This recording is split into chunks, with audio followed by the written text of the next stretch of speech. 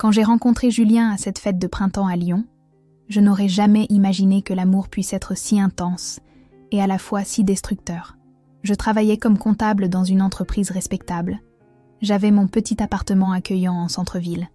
Et mes économies augmentaient mois après mois avec la discipline que ma grand-mère m'avait enseignée. « Ne dépends jamais de personne, Sophie », me disait-elle en comptant les francs sur la table de la cuisine.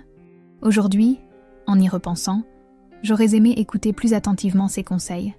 Julien était charmant, de ces hommes qui vous regardent comme si vous étiez la seule personne au monde. Architecte de profession, avec un sourire qui illuminait n'importe quelle pièce, et des mains qui dessinaient de l'avenir sur des serviettes en papier. Il me parlait des immeubles qu'il concevrait un jour, de nos voyages ensemble à Paris, Marseille, Bordeaux. Nous bâtirons notre vie pierre par pierre, me promettait-il en m'embrassant au parc de la Tête d'Or, lors de notre premier voyage ensemble. Nous nous sommes mariés après 1 an de relation. Un mariage simple à l'église Saint-Jean-Baptiste, avec du jasmin ornant chaque banc, et nos 2 familles célébrant ce qui semblait être un conte de fées. Sa mère, Madame Hélène, m'a serré dans ses bras les larmes aux yeux. « Enfin, mon Julien a trouvé quelqu'un qui le mérite, » dit-elle. Son père, Monsieur François, un homme de peu de mots, a approuvé d'un signe de tête, un verre de Bordeaux à la main. À ce moment-là, je me suis sentie partie de quelque chose de plus grand que moi, partie d'une famille. Les premiers mois furent comme une prolongation de nos fiançailles. Nous avons acheté une maison dans la banlieue de Lyon, près des Monts d'Or. Nous avons peint les murs de couleur chaude, acheté des meubles à crédit, planté un cerisier dans le jardin. Le soir, allongés sur la terrasse, nous prévoyons d'avoir des enfants, peut-être 2 ou 3. Le premier s'appellera comme mon grand-père, disait-il. Et si c'est une fille, comme ma grand-mère, répondais-je. Tout a basculé un dimanche d'hiver. Julien est rentré tard, la chemise froissée et les yeux rougis. Il s'est assis en face de moi dans la cuisine, alors que je préparais une quiche lorraine pour le dîner. Mes parents ont des problèmes, a-t-il lâché sans préambule. De graves problèmes. Selon ses explications, Monsieur François avait investi tout le patrimoine familial dans une affaire d'importation de mobilier design italien. Ce qui avait commencé comme une entreprise prometteuse s'était transformé en un piège de dette lorsque son associé avait disparu avec une grande partie du capital. Les banques menaçaient maintenant de saisir leur maison, voire d'engager des poursuites judiciaires. La somme était astronomique. Plus de 680 000 €. « C'est la maison où j'ai grandi, Sophie, » me dit Julien, la voix brisée. « Je ne peux pas permettre que mes parents se retrouvent à la rue à leur âge. Cette nuit-là, je n'ai pas dormi. Je pensais à Madame Hélène, qui apportait toujours une tarte amandine quand elle nous rendait visite, à Monsieur François, qui, malgré son sérieux, m'avait offert un bracelet en argent pour mon anniversaire. Ils étaient ma famille maintenant. Et dans une famille, on s'entraide. Le lendemain matin, j'ai pris une décision qui allait changer ma vie pour toujours. J'ai vendu ma voiture, une Peugeot 208 que j'avais achetée avec mon premier salaire important. J'ai liquidé mes économies, même celles que je gardais pour les urgences. Et finalement, j'ai contracté des prêts personnels à mon nom, profitant de mon excellent historique de crédit. Julien m'a serré dans ses bras quand je lui ai exposé mon plan. « Tu es un ange, mon amour. Je te jure que je te rembourserai jusqu'au dernier centime. » Pendant les mois suivants, j'ai vécu dans une austérité que je n'avais jamais connue. J'apportais mon déjeuner au travail, j'ai annulé mon abonnement à la salle de sport, j'ai vendu des bijoux hérités de ma mère. Chaque euro comptait pour régler cette dette qui n'était pas la mienne. Julien, de son côté, a aussi fait des sacrifices. Il faisait des heures supplémentaires, acceptait des projets dans d'autres villes qui l'obligeaient à voyager. Il a même vendu sa collection de montres anciennes. Quand nous avons enfin payé la dernière traite, nous avons organisé un dîner chez nous. Madame Hélène a pleuré en portant un toast. « Nous n'oublierons jamais ce que tu as fait pour nous, ma fille. » Monsieur François, plus réservé comme toujours, m'a serré la main avec force en hochant la tête. Je me suis sentie comme une héroïne, une sauveuse. Quelle naïve j'étais, car c'est alors, juste au moment où la dette a disparu, que la chaleur dans les yeux de Julien s'est éteinte aussi. Nos nuits sont devenues silencieuses. Il ne me parlait plus de ses projets, ne me demandait plus comment s'était passée ma journée. Il rentrait tard et partait tôt. Le baiser d'au revoir est devenu une routine, puis un geste vide, jusqu'à finalement disparaître. Je me disais que c'était le stress, la fatigue accumulée après tant de mois d'inquiétude. qu'il avait besoin d'espace, de temps pour digérer tout ce qui s'était passé. Ses parents aussi ont changé. Leurs visites du dimanche se sont espacées. Les appels téléphoniques sont devenus brefs, formels. Quand je les interrogeais sur Julien, sur ses absences fréquentes, il répondait par des évasions. « Il est très occupé avec son nouveau projet », disait Madame Hélène. « Les hommes ont besoin de leur espace », ajoutait Monsieur François. Mais au fond de moi, je le sentais, comme un tremblement sous la surface, comme ces fissures qui apparaissent sur les murs avant un effondrement. Quelque chose approchait, quelque chose de cruel que j'étais terrifiée d'anticiper. Les nuits que je passais seule dans notre lit trop grand, à regarder le plafond, je me demandais si tout ce sacrifice en avait valu la peine. Si l'amour justifiait la ruine financière à laquelle je m'étais volontairement soumise. La réponse est arrivée un mardi pluvieux d'octobre. J'étais partie plus tôt du travail pour acheter des ingrédients et préparer le plat préféré de Julien, une tentative désespérée de récupérer un peu de ce que nous avions perdu. En ouvrant la porte, j'ai remarqué des chaussures inconnues dans l'entrée. Des chaussures de femme, élégantes, à talons hauts. Mon parapluie m'est tombé des mains, mais je n'ai pas fait de bruit en le ramassant. Quelque chose m'a poussée à me déplacer en silence, comme si j'étais une intruse dans ma propre maison. Je les ai trouvés dans le salon. Julien, debout, tenait les mains d'une jeune femme dans une robe rouge qui semblait bien trop élégante pour un après-midi pluvieux à la maison. Ils n'ont pas sursauté en me voyant. Il n'y avait ni culpabilité dans leurs yeux, ni honte. Juste un calme froid qui m'a glacé le sang plus que n'importe quel cri ou excuse. « Sophie » dit Julien d'une voix que je ne reconnaissais pas. « Je te présente Camille. Elle va être ma nouvelle femme. » Le sac de course m'a glissé des doigts. Les oranges ont roulé sur le sol comme de petits soleils, se moquant de ma naïveté. Mes jambes ne répondaient plus. Un instant, j'ai cru être piégée dans un cauchemar, de ceux qui vous coupent le souffle au réveil. Mais la douleur lancinante dans ma poitrine était bien trop réelle. Camille me regardait avec un mélange de curiosité et de triomphe, comme quelqu'un qui examine un vieil objet qui sera bientôt remplacé. « Et toi, avec ta tête de déterré, prends tes affaires et va-t'en d'ici », continua Julien, tandis que ses parents apparaissaient depuis la cuisine. Ils souriaient, comme s'ils avaient répété cette scène pendant des mois. « De quoi tu parles ?» Ai-je finalement réussi à articuler, la voix brisée. « C'est notre maison.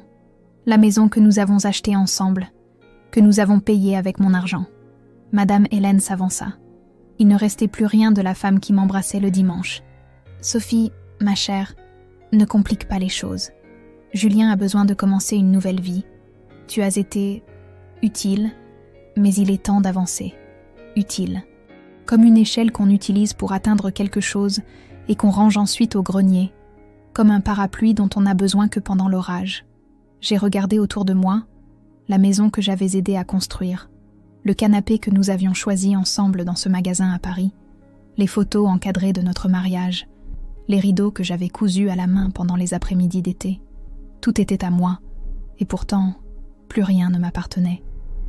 Je n'ai pas pleuré. Pas encore. J'ai monté les escaliers en silence, sentant leur regard planté dans mon dos. Dans notre chambre, maintenant juste une chambre de plus, j'ai ouvert l'armoire et sorti une valise que nous avions achetée pour un voyage à Majorque que nous n'avions jamais fait. J'ai commencé à mettre des vêtements, juste l'essentiel. J'ai laissé les robes chères, la vaisselle en porcelaine, le piano que j'avais acheté avec ma première grosse prime au travail. Camille me suivait de pièce en pièce, fredonnant une mélodie comme si elle était déjà la maîtresse des lieux. « N'oublie pas tes crèmes », dit-elle en désignant ma coiffeuse. « C'est pour les peaux matures, non ? Moi, je n'ai pas encore besoin de ça. » Elle avait 25 ans, seulement 6 de moins que moi. Mais à ce moment-là, la différence semblait un abîme. Je n'ai pas répondu. Je ne lui donnerai pas cette satisfaction. J'ai gardé mes papiers personnels, quelques photos de ma famille, mes livres préférés. Il pouvait garder le reste. Chaque objet était maintenant souillé par la trahison. Quand je suis descendue avec ma valise, Julien ne m'a pas proposé de me raccompagner. Il n'y a eu ni un dernier « désolé » ni une explication. Sa mère a même tenu la porte ouverte alors que je sortais dans le froid de l'après-midi. « Tu trouveras bien ta place ?» s'est-elle moquée. J'ai marché sous la pluie tout le trajet jusqu'à l'appartement de ma sœur Laure, dans le quartier de la Croix-Rousse. 45 minutes, avec une valise dans une main et un cœur brisé dans l'autre. La pluie se mêlait aux larmes qui avaient enfin commencé à couler libres et abondantes, comme si elles attendaient ce moment depuis des années. Laure a ouvert la porte et a tout de suite su que quelque chose de terrible s'était produit. Je n'ai pas eu besoin d'expliquer. Elle m'a serré fort, m'a fait entrer, m'a préparé un thé chaud et m'a laissé pleurer jusqu'à ce qu'il n'y ait plus de larmes. « Ce salaud », répétait-elle en me caressant les cheveux, comme quand nous étions enfants. J'ai toujours su qu'il y avait quelque chose de bizarre chez lui. Cette nuit-là, je n'ai pas dormi. Je suis restée à regarder le plafond depuis le canapé-lit du petit salon de Laure, revivant chaque décision qui m'avait menée jusqu'ici. Les prêts, les sacrifices, la loyauté aveugle. Il ne m'avait pas seulement rejetée, il m'avait trahi, payant ma dévotion par l'exil. Je me suis souvenue du visage satisfait de Madame Hélène, du sourire complice de Monsieur François, de la mélodie fredonnée par Camille pendant que je faisais mes valises. Le lendemain matin, Laure m'a trouvée dans la même position, les yeux ouverts. « Il faut que tu manges quelque chose », a-t-elle insisté, en posant devant moi une tartine grillée. L'odeur m'a soulevé le cœur, mais je me suis forcée à prendre une bouchée. J'avais besoin de force. « Je vais aller à la banque fermer mes comptes », lui ai-je dit. « Et ensuite, je chercherai un avocat. » Laure a hoché la tête, sans poser plus de questions. Ça avait toujours été comme ça entre nous. Un soutien silencieux, une confiance inébranlable. « Je t'accompagne », a-t-elle simplement dit. Sous la douche, j'ai laissé l'eau chaude laver la fatigue de mon corps. Tandis que la vapeur embuait le miroir, je me suis promis que ce serait la dernière fois que je pleurerais pour Julien. Ce qui allait suivre exigeait de la clarté, pas des larmes. La banque était à quelques rues de l'appartement. Je suis entrée avec la détermination d'une femme qui n'a plus rien à perdre. Le directeur m'a reçue dans son bureau, un homme âgé qui me rappelait mon professeur de mathématiques du lycée. « Je souhaite fermer tous mes comptes », ai-je annoncé sans préambule. Il m'a regardé par-dessus ses lunettes de lecture. « Vous êtes sûre, Madame Lefebvre ? Vous êtes chez nous depuis plus de 10 ans. »« Je ne suis plus Madame Lefebvre », ai-je répondu avec une fermeté qui m'a surprise moi-même. « Je redeviendrai bientôt Sophie Moreau, comme avant mon mariage. » En consultant mes comptes sur l'ordinateur, le directeur a froncé les sourcils. « Je vois d'importantes sorties d'argent ces derniers mois. Des virements vers les comptes de François Lefebvre et Hélène Lefebvre, les parents de mon mari, ai-je expliqué.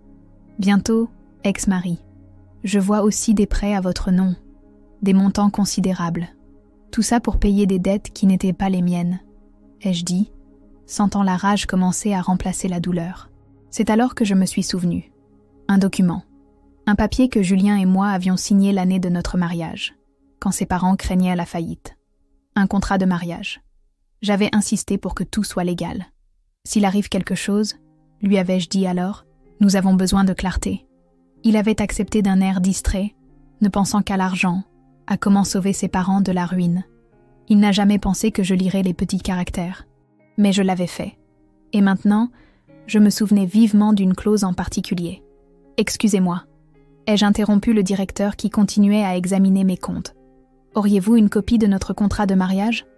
Nous l'avons signé ici même, il y a 3 ans. » Après une recherche dans les archives, le directeur est revenu avec un dossier. « Le voici. Voulez-vous le consulter ?» Mes mains tremblaient en tournant les pages. Et c'était là, dans la section sur les biens communs sous le régime de la séparation de biens. La maison était à mon nom, entièrement. Une mesure de protection que nous avions convenue lorsque les créanciers rôdaient comme des vautours. Julien n'avait aucun droit légal sur elle sans ma signature, que je n'avais jamais donnée. Cette maison, chaque poutre et chaque mur, était légalement toujours à moi. Il m'avait mise à la porte de ma propre propriété. Une sensation étrange m'a parcouru le corps. Ce n'était pas exactement de la joie, ni même du soulagement. C'était quelque chose de plus primitif, de plus puissant. Le sentiment que la justice, après tout, n'était pas un mot vide de sens. « Pourriez-vous me faire une copie de ceci, s'il vous plaît ?» ai-je demandé au directeur, en montrant la clause de propriété. Je suis sortie de la banque avec un objectif clair. Je n'ai pas attendu d'arriver à l'appartement de Laure. J'ai appelé directement depuis la rue Maître Valérie Dubois, une avocate que j'avais connue à l'université et avec qui je gardais un contact sporadique. Par chance, elle a pu me recevoir cet après-midi même. Le cabinet de Valérie était dans un vieil immeuble du centre, avec ses hauts plafonds qui semblent garder tous les secrets de Lyon. Je lui ai tout expliqué. Le mariage, les dettes, les sacrifices, la trahison et finalement la découverte à la banque. Elle a écouté sans m'interrompre, prenant des notes occasionnelles. Quand j'ai eu fini, elle m'a regardé fixement. Il ne s'agit pas seulement de récupérer une maison, Sophie. Il s'agit de récupérer votre dignité. En quelques heures, nous avions déposé une requête en référé et organisé une visite légale de la propriété. Les papiers étaient officiels. La surprise était en route. « Êtes-vous prête à les affronter ?» m'a demandé Valérie alors que nous sortions du tribunal. « Je m'y suis préparée toute ma vie », ai-je répondu, même si je ne savais pas moi-même d'où venait cette assurance. Seulement, je ne le savais pas jusqu'à maintenant. Cette nuit-là, de retour dans l'appartement de Laure, j'ai dormi pour la première fois depuis qu'on m'avait expulsée de chez moi. Un sommeil profond, sans cauchemar.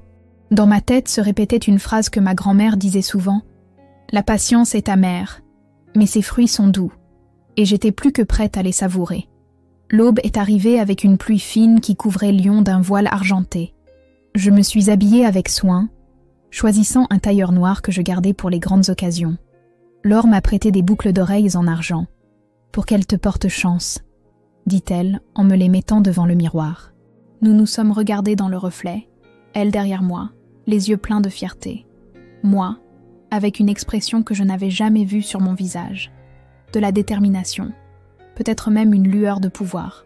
Valérie m'attendait à la porte du cabinet, impeccable dans son tailleur gris, un dossier sous le bras et la même expression de confiance qu'elle affichait lorsqu'elle gagnait des affaires difficiles. À ses côtés se tenait Antoine Morin, l'huissier de justice désigné pour nous accompagner. « Prête ?» demanda Valérie, me tendant une copie de l'ordonnance du juge. J'ai hoché la tête, sentant le poids du document dans mes mains. Ce n'était pas seulement du papier. C'était mon salut, ma vengeance, ma réhabilitation. Tout en un. Le trajet jusqu'à la maison fut silencieux. J'observais les rues défiler par la fenêtre du taxi, les marronniers, les bâtiments anciens, les places où j'avais été heureuse avec Julien. Je me suis demandé quelle part de ce bonheur avait été réelle et quelle part un mensonge élaboré. « Comment penses-tu qu'ils réagiront ?» ai-je finalement demandé, rompant le silence. Valérie m'a regardé avec ce calme que seuls les avocats expérimentés possèdent. Avec surprise d'abord, puis avec déni. Ensuite, ils essaieront de négocier. Et finalement, quand ils verront que c'est inutile, ils accepteront la défaite. On dirait les étapes du deuil, ai-je commenté. D'une certaine manière, c'en est un. Ils sont sur le point de perdre quelque chose qu'ils croyaient posséder, quelque chose qu'ils ont obtenu par la tromperie. Nous sommes arrivés à la maison peu après 9 heures du matin. Le jardin de devant, que j'avais entretenu avec tant de soin, montrait des signes d'abandon. Les feuilles mortes s'accumulaient dans les coins et le cerisier avait un besoin urgent d'être taillé. Seuls quelques jours s'étaient écoulés depuis mon départ, mais il semblait que la maison souffrait déjà de mon absence. Antoine a sonné avec le formalisme de quelqu'un habitué aux situations tendues. Nous avons attendu. Il a sonné de nouveau. Finalement, nous avons entendu des pas s'approcher de la porte. Camille a ouvert, ensommeillée et pieds nus, vêtue d'un t-shirt que j'ai reconnu comme appartenant à Julien. Son expression est passée de l'agacement à la confusion, et finalement à la peur quand elle a vu l'huissier de justice à mes côtés. « Qu'est-ce que tu fais là ?» a-t-elle demandé, essayant de paraître défiante mais avec un tremblement dans la voix qui trahissait sa nervosité. Je n'ai pas répondu. J'ai laissé Antoine parler, comme nous l'avions convenu. « Bonjour, mademoiselle. Nous avons une ordonnance de justice. Pourriez-vous appeler monsieur Lefebvre, s'il vous plaît ?» Camille s'est restée paralysée un instant, comme si elle ne comprenait pas les mots. Puis elle a crié vers l'intérieur de la maison. « Julien! Julien, viens vite !» J'ai entendu des pas pressés descendre les escaliers. Julien est apparu sur le seuil, confus et en colère. Il avait les cheveux en désordre et ne portait qu'un pantalon de pyjama. Ses yeux se sont écarquillés quand il m'a vu. « Qu'est-ce que tu fiches ici ?» s'est-il exclamé, avec la même question que Camille. « Tu n'as plus rien à faire ici. » J'ai gardé le silence. Valérie s'est avancée, professionnelle et sereine. « Monsieur Lefebvre, je suis maître Valérie Dubois, représentante légale de Sophie Moreau. Selon l'acte de propriété et votre contrat de mariage, cette maison appartient légalement à ma cliente. Vous et vos invités avez 20 minutes pour quitter la propriété. » La mâchoire de Julien est tombée. Un instant, il a semblé qu'il allait crier, se rebeller. Mais alors, Antoine lui a remis une copie de l'ordonnance. Ses yeux ont parcouru le document avec incrédulité. « C'est impossible », a-t-il murmuré. La maison est à nous. Nous l'avons achetée ensemble. L'acte de propriété est au nom de Sophie Moreau exclusivement, a expliqué Valérie avec patience, comme si elle parlait à un enfant. Une mesure que vous avez vous-même acceptée pour protéger le bien immobilier d'éventuels créanciers pendant la crise financière de vos parents. Vous vous en souvenez maintenant ? La compréhension a frappé Julien comme une gifle. Il se souvenait parfaitement de ce jour chez le notaire, quand nous avions signé les papiers. Il avait lui-même suggéré de mettre la maison à mon nom, pour éviter que les banques ne puissent la réclamer si les choses empiraient avec l'entreprise de son père. Mais c'était une mesure temporaire, a-t-il balbutié. Nous n'avions jamais l'intention de... Les intentions n'ont aucune valeur légale, monsieur Lefebvre, l'interrompit Valérie. Seuls les documents signés comptent. Et selon ceci, il vous reste exactement... Elle consulta sa montre. 18 minutes pour récupérer vos effets personnels et quitter la propriété. Camille s'est mise à pleurer. Pas des larmes de tristesse, mais de rage, de frustration. Elle s'est tournée vers Julien, accusatrice. « Comment as-tu pu être aussi stupide ? Tu m'avais dit que tout était réglé. » À ce moment, nous avons entendu d'autres pas. Monsieur François et Madame Hélène sont apparus depuis la cuisine, ayant manifestement écouté toute la conversation. L'expression du père de Julien était un mélange de fureur et de peur. Sa mère semblait sur le point de s'évanouir. « C'est un scandale !» a hurlé Monsieur François. « Tu ne peux pas nous mettre dehors comme ça, après tout ce que nous avons fait pour toi. » Pour la première fois depuis mon arrivée, j'ai parlé. Ma voix était étrangement calme, presque douce. « Tout ce que vous avez fait pour moi ? Vous voulez parler d'accepter mon argent pour payer vos dettes, et ensuite conspirer pour me chasser de ma propre maison ? Ou peut-être parlez-vous de planifier avec votre fils comment me remplacer par une femme plus jeune, une fois que vous n'aviez plus besoin de moi ? » Madame Hélène a porté une main à sa poitrine, théâtrale comme toujours. « Nous t'avons aimée comme notre propre fille. » « Non, Madame Lefebvre, vous m'avez utilisée comme une banque. Il y a une grande différence. » Antoine, mal à l'aise avec la situation mais professionnel, est intervenu. « Je vous rappelle que le temps presse. Je vous suggère de commencer à rassembler vos affaires essentielles. » Les 15 minutes suivantes furent un chaos de mouvements précipités, de cris contenus et de regards haineux. Camille a monté les escaliers en courant et a commencé à remplir une valise de vêtements et de chaussures, dont la plupart n'avaient même pas été complètement déballés. Julien a tenté de raisonner avec Valérie, offrant de l'argent, des promesses, même des menaces voilées. Rien n'a fonctionné. Monsieur François s'est enfermé dans le bureau pendant quelques minutes, et quand il en est sorti, il portait une mallette que je n'avais jamais vue auparavant. Je me suis demandé quels documents ou valeurs il tentait de sauver. Madame Hélène, de son côté, a rassemblé quelques bijoux et des photographies de famille, tout en murmurant des prières et des malédictions à parts égales. Lorsque le délai fut écoulé, Antoine leur a signifié qu'ils devaient sortir. Julien a fait une dernière tentative désespérée. Il s'est approché de moi, essayant d'adopter l'expression charmante qui m'avait autrefois captivée. « Sophie, s'il te plaît, on peut en parler comme des adultes. Il y a toujours eu un lien spécial entre nous. Ne détruis pas tout pour un accès d'orgueil. » Je l'ai regardé droit dans les yeux, cherchant une trace de l'homme que j'avais aimé. Je n'ai rien trouvé. Ce n'est pas de l'orgueil, Julien. C'est la justice. Ils sont sortis un par un. D'abord Camille, les yeux rougis, et une expression de défaite qui ne correspondait pas à sa jeunesse. Puis Monsieur François et Madame Hélène, évitant de me regarder directement.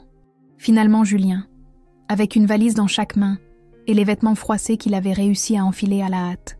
Quand il est passé à côté de moi, nos regards se sont croisés pour la dernière fois. « Tu as dit que j'avais une tête de déterré. » ai-je murmuré pour que lui seul puisse m'entendre. « Tu t'es trompé. Ça, c'est le visage de la justice. » Il n'a pas répondu. Il n'y avait plus rien à dire. Quand la porte s'est refermée derrière eux, un silence profond a envahi la maison. Antoine nous a informé qu'il avait terminé son travail et s'est retiré. Valérie m'a demandé si je voulais qu'elle reste, mais je lui ai dit que j'avais besoin d'être seule. « Vous avez été très courageuse », m'a-t-elle dit avant de partir. Peu de gens réussissent à récupérer ce qui leur appartient de cette manière. Je ne sais pas si c'est du courage, ai-je répondu. Peut-être juste de la survie. Une fois seule, j'ai parcouru chaque pièce lentement, réclamant ce qui était à moi. Je n'ai pas pleuré, je n'ai pas ri, j'ai simplement respiré. Dans la cuisine, j'ai vu la tasse de café de Camille tachée de rouge à lèvres. Je l'ai jeté à la poubelle. Dans la chambre, ses vêtements et ceux de Julien étaient encore dans les tiroirs. Je les ai emballés dans des cartons et les ai laissés sur le trottoir. Mais ce qui m'a le plus choqué n'était pas leur présence, mais ce qu'ils avaient laissé derrière eux. Des lettres, nonchalamment gardées dans des tiroirs, révélaient une vérité désagréable. Les parents de Julien avaient falsifié une partie des registres de la dette. Une partie de cet argent n'avait jamais existé. Ils avaient empoché une portion de ce que j'avais payé et l'avaient investi discrètement dans de nouvelles affaires. Je n'avais pas seulement été utilisée, mais volée. J'ai envoyé des copies de tout à Valérie. Fraude, c'est ce que c'était. Je savais maintenant que récupérer la maison n'était que le début. Il y avait plus à combattre. Mais cette fois, je ne le ferai pas avec naïveté ou foi aveugle. Je le ferai avec le feu dans les veines et la loi de mon côté. Cette nuit-là, j'ai dormi dans mon lit pour la première fois depuis des jours. Les draps sentaient son parfum, celui de Camille, mais peu m'importait. Demain, j'en achèterai des neufs. Demain commencerait vraiment ma nouvelle vie. Une vie construite sur des fondations plus solides que l'amour romantique ou la loyauté familiale. Une vie construite sur le respect de soi et la justice. Avant de fermer les yeux, j'ai envoyé un message à Laure. « Je suis à la maison, ma maison. » Sa réponse est arrivée immédiatement. La première victoire d'une longue série. « Repose-toi, guerrière. » Et pour la première fois depuis longtemps, j'ai souri sincèrement, tandis que le sommeil me gagnait. Le lendemain matin, je me suis réveillée avec les premiers rayons de soleil filtrant à travers les rideaux. Un instant, je suis restée immobile, me remémorant tout ce qui s'était passé la veille. La maison était silencieuse, un silence qui m'appartenait désormais. Je me suis levée et j'ai ouvert les fenêtres en grand, laissant l'air frais de Lyon entrer et nettoyer les derniers vestiges de leur présence. Le téléphone a sonné pendant que je préparais le café. C'était Valérie, mon avocate, et maintenant, plus que jamais, mon amie. « Comment avez-vous passé la nuit ?» a-t-elle demandé avec ce mélange de professionnalisme et de chaleur qui la caractérisait. « Mieux que je ne l'espérais », ai-je répondu, surprise de la véracité de mes propos. « Bien qu'il y ait beaucoup à faire ici. C'est à ce sujet que je vous appelle. J'ai examiné les documents que vous avez trouvés. Sophie, c'est grave. Ils ne vous ont pas seulement trompé émotionnellement. Ils ont commis une fraude. » Un frisson m'a parcouru le dos. Une partie de moi le savait déjà, mais l'entendre de la bouche d'une professionnelle lui donnait un poids différent.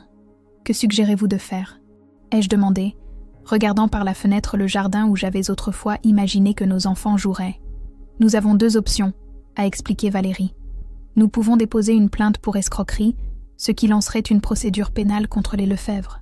Ou nous pouvons utiliser cette information comme levier pour négocier une compensation financière.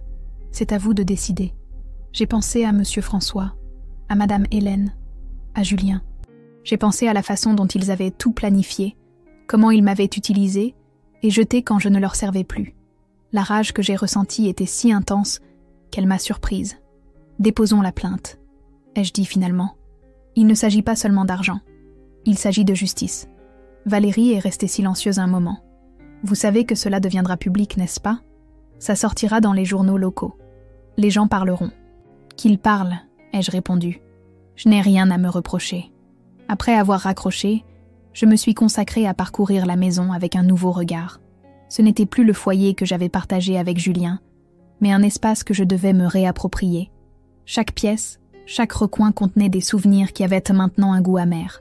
J'ai décidé que je devais tout transformer. J'ai commencé par la chambre. J'ai jeté les draps à la poubelle, comme prévu. Puis, avec une énergie que je ne me connaissais pas, j'ai déplacé les meubles, changé l'orientation du lit, décroché les tableaux que nous avions choisis ensemble. À midi, la pièce était méconnaissable. La sonnette a retenti alors que j'étais en train de réorganiser le salon. En ouvrant la porte, je suis tombée sur Laure et son fiancé Michel, chargés de sacs de course et de pots de peinture. « On vient t'aider pour la transformation », a annoncé Laure en entrant comme une tornade. « Tu ne peux pas faire ça toute seule. » Elle m'a serré fort dans ses bras. Et un instant, je me suis permis d'être vulnérable. « Merci », ai-je murmuré contre son épaule. « Je ne sais pas ce que je ferais sans toi. » Michel, un électricien aux mains habiles et au cœur généreux, s'est mis au travail immédiatement, réparant les petites choses que Julien promettait toujours d'arranger, mais ne le faisait jamais. Laure et moi nous sommes consacrés à peindre les murs du salon, remplaçant le beige neutre que Julien avait insisté pour garder par un bleu méditerranéen que j'avais toujours aimé. Nous avons travaillé toute la journée, parlant peu, mais nous comprenant parfaitement. À la tombée de la nuit, lorsque Michel a allumé les nouvelles lumières qu'il avait installées, le salon semblait être un endroit complètement différent. Mon endroit. « Tu sais ce dont on a besoin maintenant ?» a dit Laure, contemplant notre travail avec satisfaction. Une bouteille de vin et un bon repas. Nous avons dîné par terre dans le salon fraîchement peint, avec des assiettes en céramique que Laure avait apportées. « Tu dois repartir à zéro, avec des choses qui n'ont pas son souvenir », avait-elle insisté.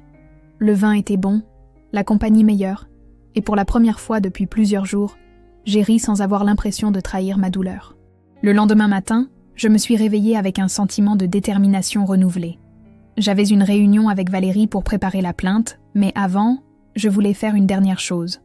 J'ai appelé un serrurier et demandé à changer toutes les serrures de la maison. L'homme est arrivé en milieu de matinée, un Bordelais bavard qui a travaillé vite et bien. « Voilà, madame », m'a-t-il dit en me tendant les nouvelles clés. « Maintenant, c'est vous seul qui décidez qui entre et qui ne rentre pas. » Ces mots ont résonné en moi plus profondément qu'il ne pouvait l'imaginer. Oui, maintenant c'était moi qui décidais. Sur ma maison, sur ma vie, sur mon avenir. La réunion avec Valérie dans son cabinet fut intense. Nous avons examiné tous les documents, point par point. Les lettres que j'avais trouvées, les relevés bancaires, les virements suspects. Nous avons bâti un dossier solide, irréfutable. « Nous déposerons ça demain », a dit Valérie, en rangeant les papiers dans un dossier. « Mais vous devez être prête, Sophie. Ils contre-attaqueront. Ils essaieront de vous discréditer, de vous faire passer pour une femme délaissée en quête de vengeance. Ce n'est pas de la vengeance, ai-je répondu calmement. C'est la conséquence. Ils ont pris des décisions, maintenant ils doivent en assumer les conséquences. » Je suis sortie du cabinet de Valérie en me sentant plus légère, comme si j'avais laissé un lourd fardeau entre ses mains compétentes. J'ai décidé de rentrer à pied, profitant du soleil de l'après-midi, des marronniers en fleurs, de l'animation de la ville que j'aimais tant. Lyon avait toujours été ma ville, même avant de connaître Julien. Elle le serait à nouveau, mais selon mes propres termes. Je ne m'attendais pas à tomber sur Camille au coin de ma rue. Elle était assise sur un banc, fumant nerveusement. Le maquillage coulait comme si elle avait pleuré. Quand elle m'a vue, elle s'est levée d'un bond. « Il faut qu'on parle », dit-elle, écrasant sa cigarette sous son talon. Mon premier réflexe a été de l'ignorer, de continuer à marcher comme si elle n'existait pas. Mais la curiosité l'a emportée. « De quoi veux-tu parler ?» ai-je demandé, en gardant mes distances. « De Julien, de ce qu'il t'a fait, de ce qu'il nous a fait à toutes les deux. » Ça a capté mon attention. À toutes les deux, Camille a regardé autour d'elle, comme si elle craignait d'être vue. « Pas ici, on peut entrer chez toi ?» Notre dernière conversation dans cette maison n'a pas été des plus agréables, lui ai-je rappelé avec ironie. Je sais, et je suis désolée. Je ne connaissais pas toute l'histoire. S'il te plaît, Sophie. 5 minutes. Contre toute attente, j'ai accepté. Tandis que nous parcourions les quelques mètres jusqu'à ma porte, je l'ai observée du coin de l'œil. Elle n'avait plus cet air de supériorité, cette confiance démesurée. Elle semblait plus petite, presque fragile. Une fois à l'intérieur, je ne l'ai pas invitée à s'asseoir. Nous sommes restés debout dans l'entrée, cet espace liminal qui semblait approprié pour cette conversation. « Parle », ai-je simplement dit. Julien m'a menti, commença-t-elle, tortillant son sac à main. Il m'a dit que vous étiez séparés depuis des mois, que tu le savais mais que tu faisais semblant pour sauver les apparences. Il a dit que la maison était à lui, que tu n'y vivais que temporairement. J'ai laissé échapper un rire sec. Et tu l'as cru ? Avec les photos de notre mariage encore sur les murs ?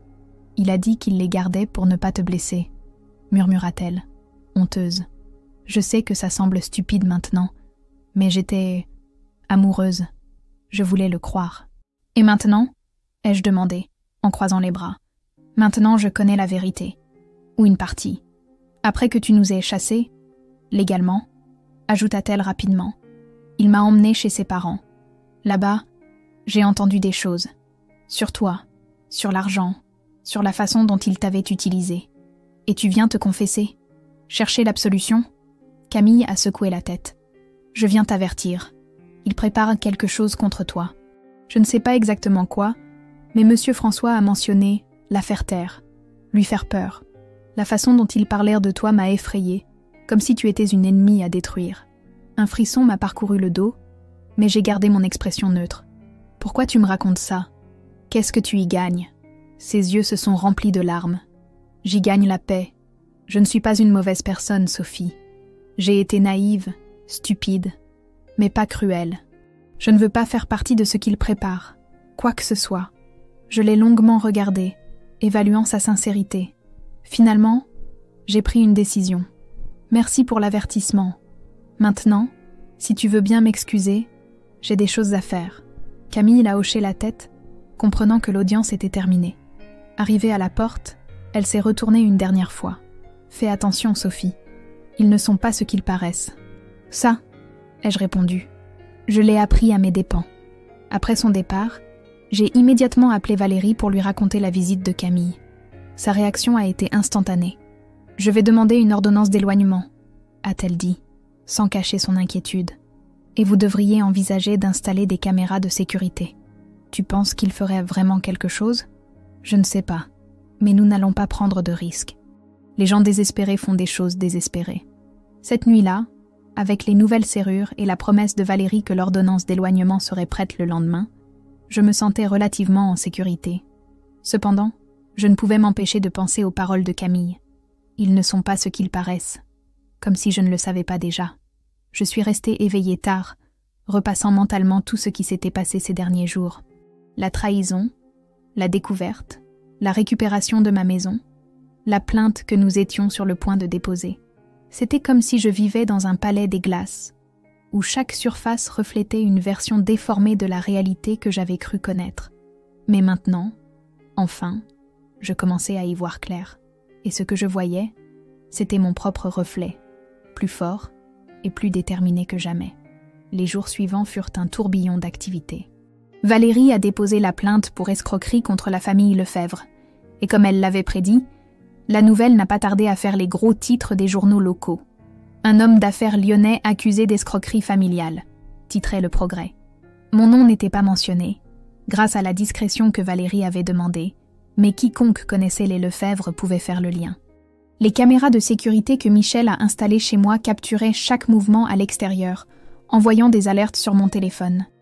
L'ordonnance d'éloignement était en vigueur, interdisant à Julien et à ses parents de s'approcher à moins de 100 mètres de moi ou de ma propriété. Je me sentais protégée légalement, mais émotionnellement, je restais vulnérable, comme un château aux murailles impressionnantes, mais avec des fissures internes qui menaçaient de tout faire s'effondrer. Laure insistait pour que je ne reste pas seule dans la maison, mais j'avais besoin de cet espace, de cette solitude contrôlée qui me permettait de digérer tout ce qui s'était passé.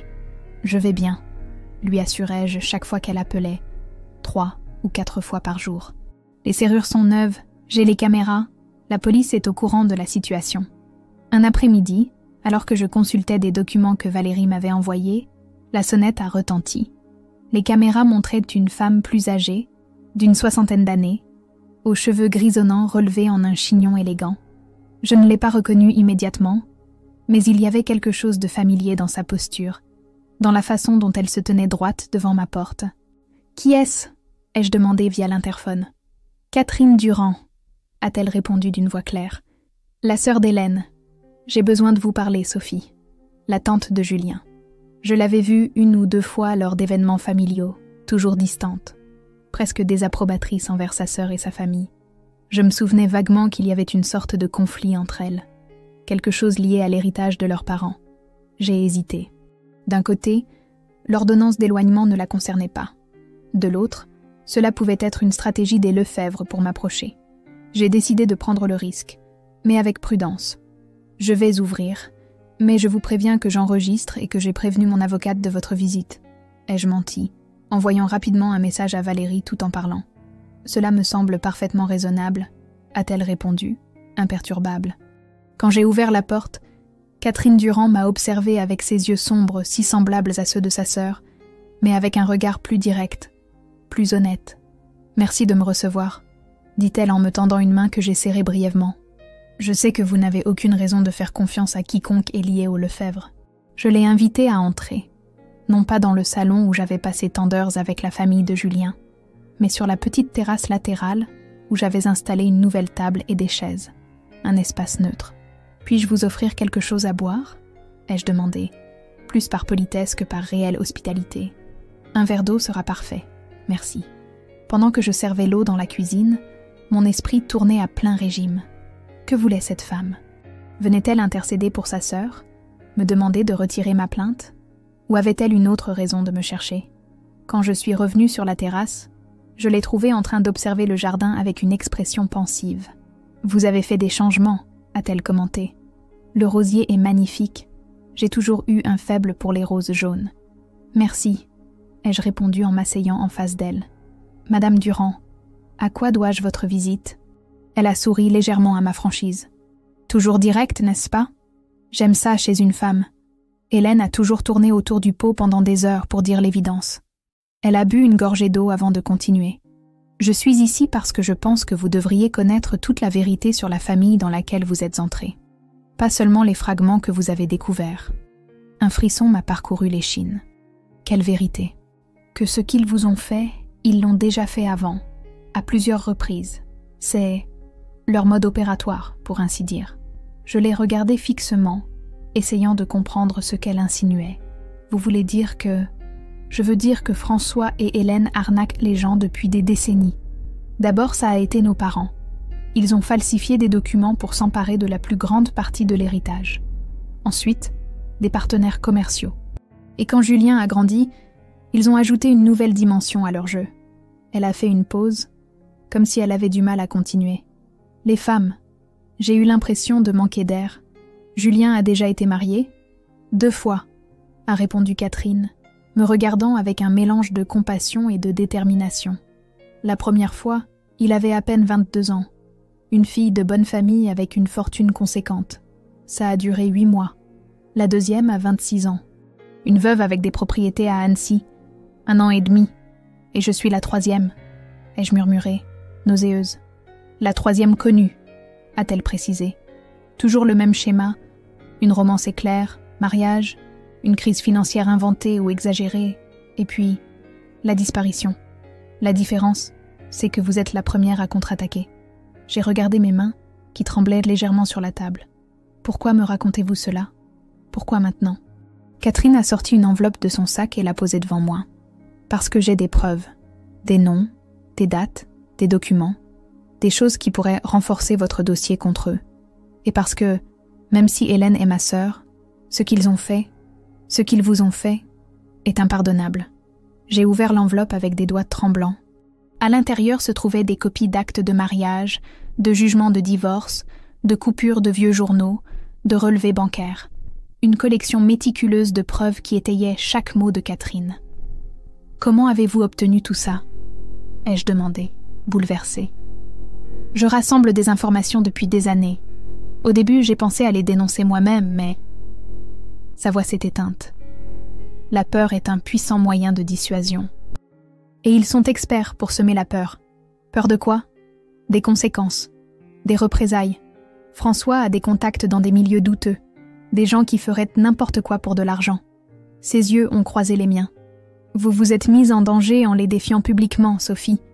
Je ne veux pas vous effrayer, mais vous devez le savoir. Une partie de moi voulait rire hystériquement. Plus de danger? Plus de trahison? Combien de couches y avait-il encore dans cet oignon pourri qu'était la famille Lefebvre? Pourquoi maintenant? Ai-je insisté. Pourquoi ne m'avez-vous pas prévenu avant que je l'épouse?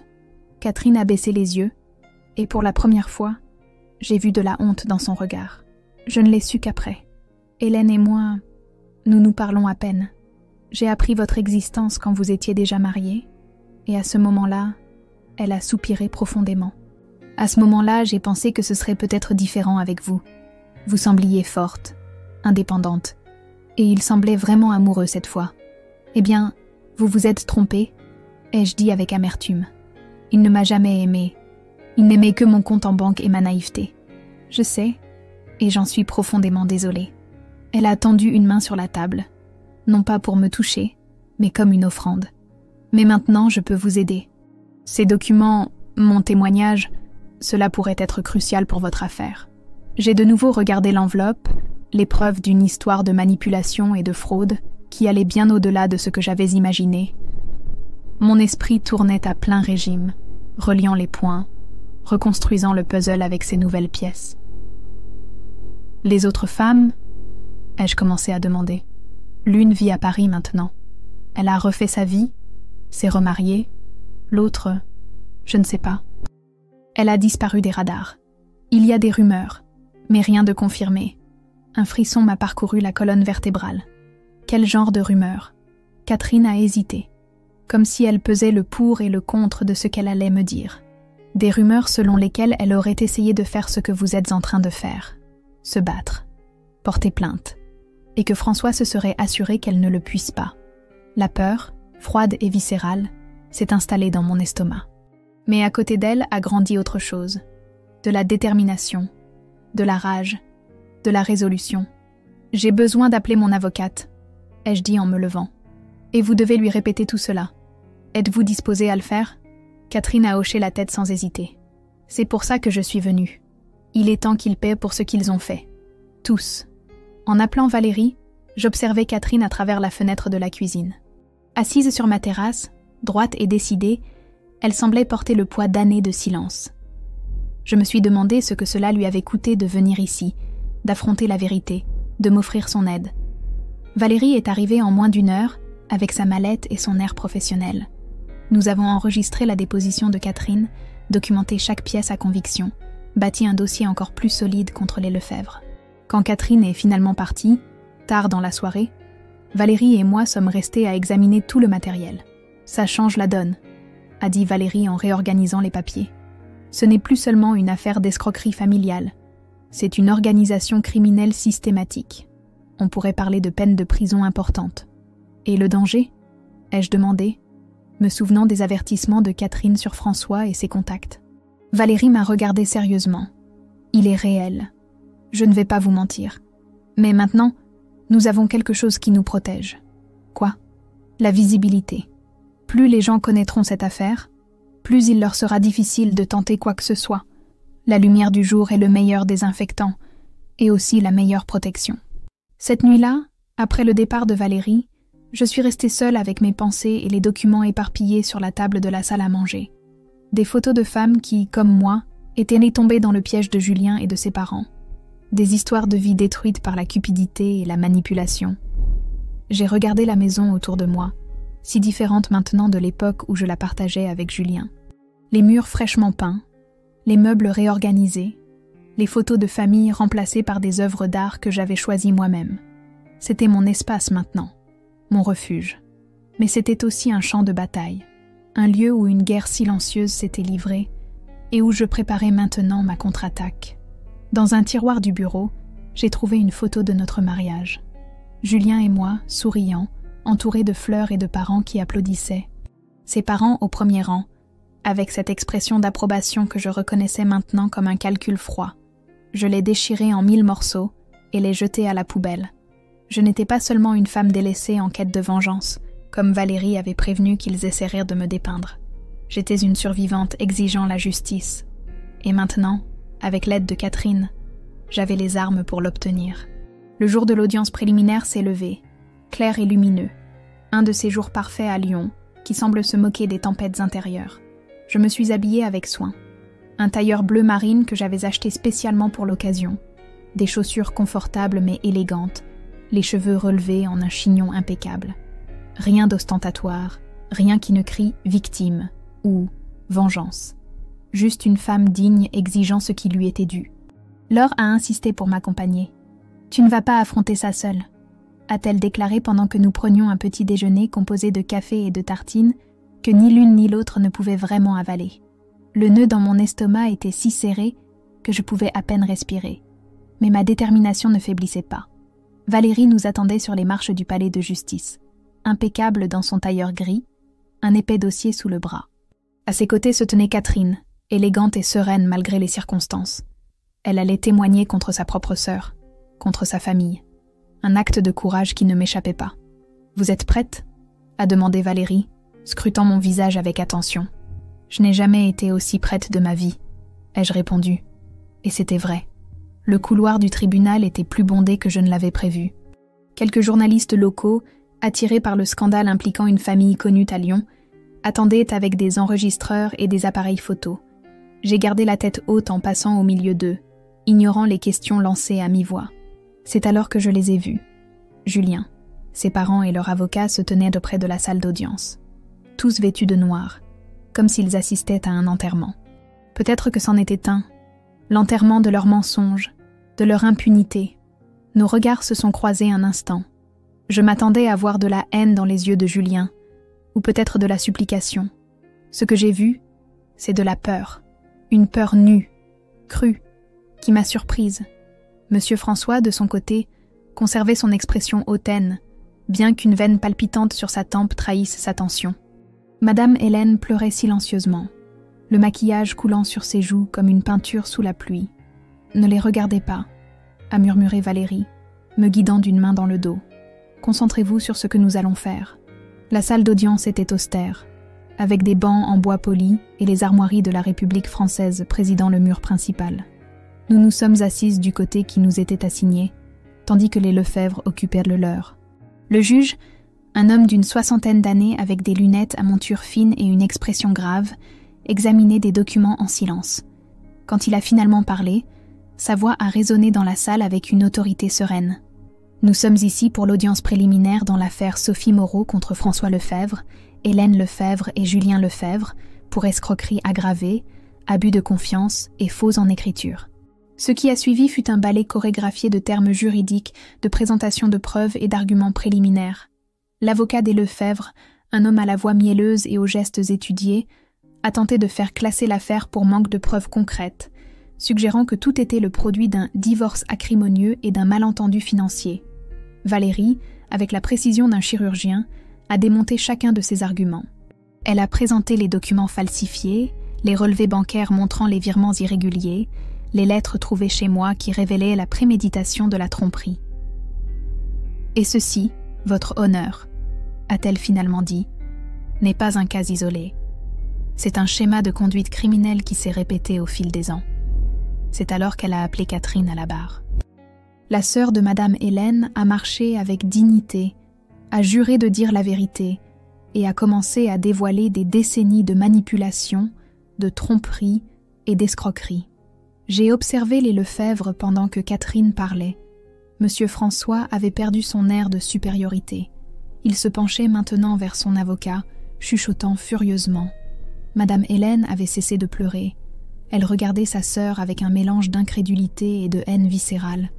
Julien semblait avoir rétréci dans son costume, comme si chaque mot de Catherine lui volait un peu de sa substance. Quand mon tour de témoigner est arrivé, j'ai ressenti un calme étrange. La peur, l'anxiété, le doute, tout s'était dissipé. Il ne restait que la vérité, claire et tranchante comme du cristal. J'ai tout raconté. Comment j'avais rencontré Julien, comment nous avions construit une vie ensemble, comment il m'avait convaincu que leur famille avait besoin d'aide financière. J'ai expliqué en détail chaque prêt, chaque sacrifice, chaque promesse qu'il m'avait faite, puis rompue. Je n'ai rien omis, pas même les détails les plus douloureux ou embarrassants. Et quand la dette a été payée, ai-je conclu, en regardant directement le juge, j'ai été jetée, chassée de ma propre maison, remplacée par une femme plus jeune, traitée comme si je n'avais jamais compté, comme si tout ce que j'avais donné n'avait aucune valeur. Le juge m'observait attentivement, sans révéler ses pensées. « Et que cherchez-vous avec cette plainte, Madame Moreau ?»« La justice, » ai-je répondu sans hésiter. « Je ne viens pas par vengeance. Je viens pour la reconnaissance, pour la restitution, pour que ce qu'ils m'ont fait, ce qu'ils ont fait à d'autres femmes, ne reste pas impuni, et pour qu'ils ne puissent plus recommencer. » L'avocat des Lefebvre a tenté de me discréditer pendant le contre-interrogatoire, insinuant que j'avais mal interprété les intentions de la famille, que j'exagérais les faits, que j'agissais par dépit. Chaque question piège, chaque insinuation, je les ai affrontées avec le même calme glacial. « N'est-il pas vrai que vous avez volontairement accepté de contracter ces prêts ?» a-t-il insisté. « J'ai accepté sur la base de fausses informations », ai-je répondu, croyant que la situation était réelle, que la famille était en réel danger, que mon mari m'aimait. 3 prémices qui se sont avérées être des mensonges. À la fin de l'audience, le juge a annoncé qu'il y avait suffisamment de preuves pour que l'affaire soit jugée au fond. Il a fixé une date pour le procès, a imposé des mesures conservatoires supplémentaires aux Lefebvre et a ordonné le gel préventif de leurs avoirs pour garantir une éventuelle indemnisation. Nous sommes sortis du palais de justice sous un soleil qui semblait plus éclatant qu'à notre arrivée. Les journalistes nous ont immédiatement encerclés, mais Valérie les a tenus à distance avec professionnalisme. Ma cliente ne fera aucune déclaration pour le moment, a-t-elle affirmé avec fermeté. Tout ce que nous avons à dire se trouve dans les documents déposés auprès du juge. Dans la voiture sur le chemin du retour, Laure m'a serré fort dans ses bras. « Tu as été incroyable là-dedans », a-t-elle dit avec admiration. Si forte, si claire. J'ai à peine reconnu ma petite sœur.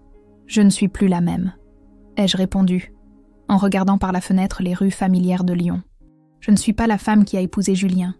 Je ne suis même pas la femme qui a été expulsée de sa maison il y a quelques semaines. Je suis quelqu'un de nouveau. Les semaines suivantes furent un tourbillon d'activités judiciaires. Plus de dépositions, plus de preuves, plus de témoignages. Camille, la jeune femme qui avait été destinée à me remplacer, a également décidé de témoigner contre Julien et ses parents, confirmant qu'elle avait été manipulée et utilisée dans le cadre de leur plan. L'affaire a attiré l'attention au-delà de Lyon. Un journal national a publié un long reportage sur « La famille qui escroquait par amour », détaillant les multiples mariages de Julien et les escroqueries financières de ses parents.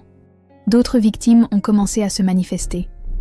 D'anciens partenaires commerciaux, des cousins éloignés escroqués dans des héritages, et même la première femme de Julien, qui vivait maintenant à Paris et a proposé de témoigner. Ce qui avait commencé comme ma lutte personnelle s'est transformé en une affaire d'intérêt public, un symbole de résistance contre l'abus et la manipulation. J'ai reçu des messages de soutien d'inconnus, des invitations à prendre la parole dans des associations de femmes, et même des offres pour écrire un livre sur mon expérience. Mais au milieu de tout ce chaos, je suis restée concentrée sur l'essentiel. Je ne voulais ni gloire ni vedettariat. Je voulais seulement la justice et reconstruire ma vie selon mes propres termes. 3 mois après cette première audience, le procès a touché à sa fin. Les Lefebvre, confrontés à des preuves accablantes et à des témoignages concordants, ont plaidé coupables. Monsieur François et Julien ont été condamnés à des peines de prison ferme pour escroquerie et abus de confiance. Madame Hélène, considérée comme complice mais non instigatrice principale, a écopé d'une peine avec sursis et de travaux d'intérêt général. Plus important encore, le tribunal a ordonné la restitution intégrale de tous les fonds que j'avais investis pour payer leurs prétendues dettes, avec intérêt, plus une indemnisation pour préjudice moral. Ce n'était pas une fortune, mais c'était suffisant pour recommencer à zéro, libre des fardeaux financiers qu'ils avaient y placés sur mes épaules. Le jour du verdict, Valérie m'a invitée à dîner pour célébrer. Laure et Michel sont venus aussi, ainsi que Catherine, qui était devenue une amie inattendue au cours de ce processus. À Sophie, apportait Valérie en levant son verre de vin. La femme qui a osé défier les Lefebvre et qui a gagné. J'ai souri, touchée par le geste, mais sachant que la victoire était plus complexe que cela. À nous toutes, ai-je corrigé, incluant les autres femmes qui avaient trouvé le courage de parler. Et à la vérité qui, même si elle tarde, finit toujours par trouver son chemin. Après le dîner, je suis rentrée chez moi, ma vraie maison maintenant, transformée et renaissante comme moi. J'avais peint tous les murs de couleurs vives, remplacé les meubles, planté de nouvelles fleurs dans le jardin. J'avais éliminé toute trace des Lefebvre, tout souvenir de Julien. Je me suis assise sur la terrasse, contemplant les étoiles au-dessus de Lyon et le jasmin que j'avais planté près des fenêtres, dont le parfum doux imprégnait la nuit. Parfois, dans des moments comme celui-ci, je me souvenais encore de cet après-midi pluvieux où Julien m'avait présenté Camille et avait dit que j'avais une tête de déterré, et je souriais, non par amertume, mais parce que je savais maintenant, la défaite, ce n'est pas le silence, ni la douleur, ni l'exil. La défaite, c'est de ne jamais se relever. Et je m'étais relevée. J'étais devenue feu, lumière, force. La vie continuait, bien sûr. Il y aurait d'autres défis, d'autres batailles. Mais maintenant, je les affronterais en sachant exactement qui j'étais et de quoi j'étais capable. Je n'étais plus la femme qui donnait tout pour être aimée. J'étais la femme qui avait tout récupéré. Et dans le processus, s'était trouvée elle-même. Cette nuit-là, j'ai dormi profondément, sans cauchemar, sans fantôme. Et quand je me suis réveillée avec le premier rayon de soleil, j'ai su que j'étais prête pour la suite. Prête à vivre selon mes propres termes. À reconstruire non seulement une maison, mais un foyer. Mon foyer. La justice n'arrive pas toujours comme on l'espère. Parfois, elle emprunte des chemins tortueux, douloureux. Parfois, elle exige que nous nous transformions en quelque chose de plus fort, de plus féroce. Mais quand elle arrive, elle apporte avec elle une paix qu'aucune trahison ne peut perturber. Et cette paix, cette connaissance profonde d'avoir lutté et gagné, était plus précieuse que n'importe quel amour que Julien aurait pu feindre, que n'importe quelle sécurité que l'argent aurait pu acheter. Elle était à moi, entièrement à moi. Comme la maison, comme ma vie, comme le feu que j'étais devenue.